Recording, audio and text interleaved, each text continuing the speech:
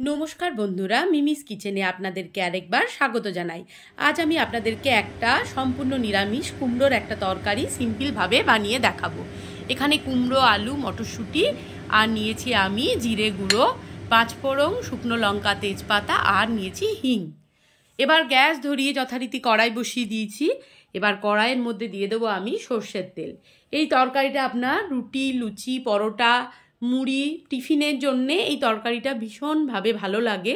আপনারা এই তরকারিটা বানিয়ে লুচি, রুটি, পরোটা বা মুড়ি দিয়েও খেতে পারেন। ভীষণ ভীষণ ভালো লাগে খেতে।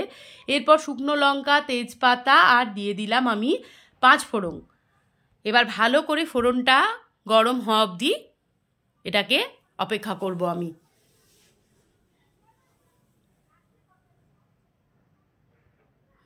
এরপর ডুবো ডুবো করে কেটে রাখা কুমড়ো, আলুগুলো আমি ওর মধ্যে দিয়ে দিলাম। একটা সুন্দর গন্ধ ওঠে এই তরকারিটা থেকে, খেতে খুব ভালো হয়। আপনারা অবশ্যই এটা টিফিনে বানিয়ে দিতে পারেন। পরোটা, লুচি, ব্রেকফাস্টে, টিফিনে বাচ্চাদের। এমনিতে তো বাচ্চারা এসব খেতেই চায় না। এইভাবে বানিয়ে একবার দেখবেন। আমি আমার মেয়ের টিফিনের এটা আমি শেয়ার করি তরকারিটা অনেক সময়। তো ওর বন্ধুরা বলে যে কুমড়োর তরকারিটাও এত ভালো লাগছে খেতে। তো আপনারা এইভাবে একবার বানিয়ে অবশ্যই খেয়ে দেখবেন, ভীষণ ভীষণ ভালো লাগে। এরপর আমি দিয়ে দিলাম আন্দাজ মতো নুন, আর দিলাম একটু মিষ্টি মিষ্টি হয় কুমড়োর তরকারি, তাই দিয়ে দিলাম একটু চিনি, পরিমাণ মতন যে যেমন খান। আর দিয়ে দিলাম আমি এখানে জিরে গুঁড়ো, হলুদের গুঁড়ো।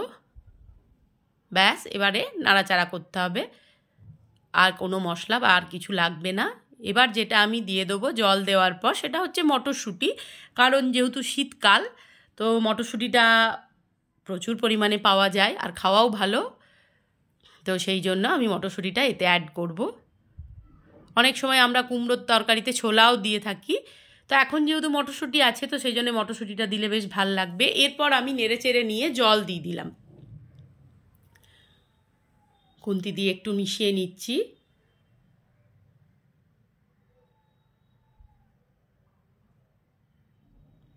এবার দিয়ে দেবো আমি ছোটো বাটির 1 বাটি পরিমাণে মটরশুঁটি।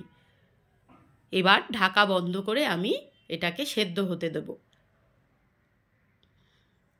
সব সবজিরই খাদ্যগুণ, পুষ্টিগুণ সবই আছে। তো সেই জন্য শাকসবজি একটু না খেলেও নয়। তাই মাঝে মধ্যে এটা ওটা ঘোরফের করে রান্না করার চেষ্টা করি, যাতে সব রকমটাই খাওয়া হয়। ভালো করে নেড়ে চেড়ে নেব। আলু, কুমড়ো সেদ্ধ হয়েই গেছে আমার।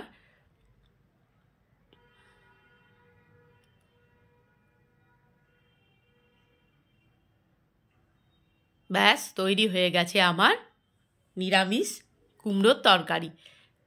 ভিডিওটি ভালো লাগলে like, comment, share and subscribe করে দেবেন। আর আমার পাশে আপনারা অবশ্যই এইভাবে থাকবেন।